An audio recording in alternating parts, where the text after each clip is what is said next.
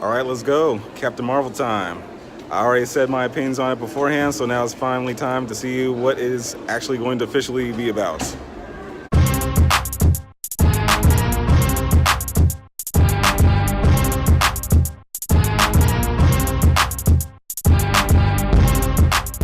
Spoiler free, by the way. Gotta love that spoiler free. Honestly, for spoiler free, it's really not too much that I can say without really getting too into the movie. It's really hard. That being said, I'm definitely gonna try.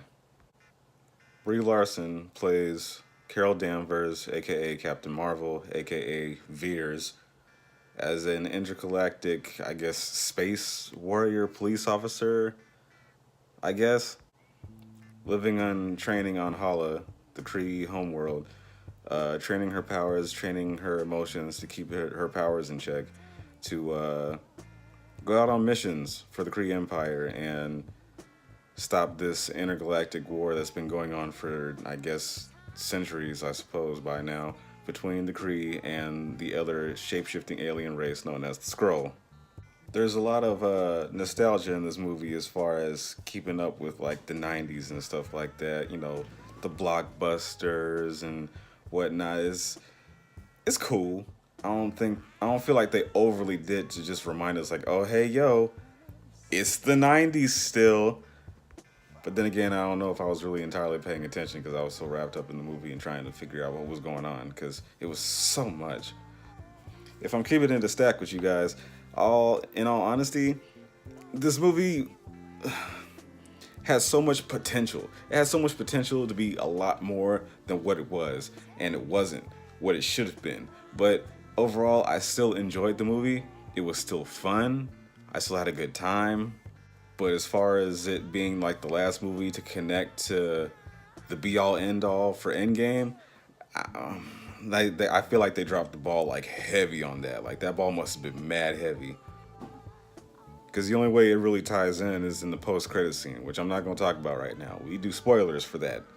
The story is all based along her past and uh, her origin, which is a gigantic blob of a mess because it's all an amnesia based puzzle piece of a movie. You're just sitting there trying to figure everything out. Like some things you can guess, and then when you think you got it, there's some moments in the movie where you're like, didn't see that coming. And then in other cases, you're kind of like, I knew that already. Who didn't see that coming? This movie like really messes with your head. It's like a real acid trip, bro. The first act of the movie was probably the best written to me, and even then, that has so many flaws in it. So many flaws. I know she has amnesia and she doesn't know anything about her past and she lost all her memories and blah blah blah blah blah or whatever the f. But there were just a lot of moments where it was kind of like, yo, what is happening here? What is going on? It's hard to tell where you're at in it. You don't know if this is a flashback or if this is like somebody messing with her head or if she's just seeing something that's already happened or she hasn't seen anything yet but it's going to happen. Like it really does bounce all over the place. You don't get too much information on what's going on until like towards the end of the film, and even then there's still holes in this movie. A young Coulson didn't really have too much to do in this film, but his areas where he was in, it was just kind of like, I guess. I mean, it was nice having him in there just for the sake of having him in the movie, but I feel like he wasn't really necessarily needed in the movie. It was a lot. It was a lot of retcon in this film. So much retcon, it was ridiculous. I just found myself constantly complaining about how much retcon was in this film. There was way too many things that they just kind of backtracked on and they just kind of redid to kind of revamp and make their own for the sake of the film. And I get it for the sake of the film, and in some areas I kind of liked it, but at the same time, because we've been fan servicing these films for 10 years and whatnot, we kind of expected to follow along the trail of other movies, and they kind of didn't. There are two post-credit scenes at the end of the movie. The first one is the one that'll probably tie into, well, not probably, the one that'll tie into Avengers Endgame, which was the best one. And then the second one, it wasn't more of a gasping shock value kind of post-credit scene. This was more like like a gag one.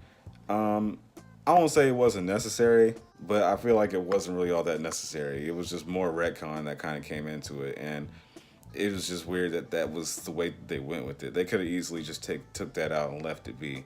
I'll still take it, I guess, but it's just kind of like a bittersweet post-credit scene.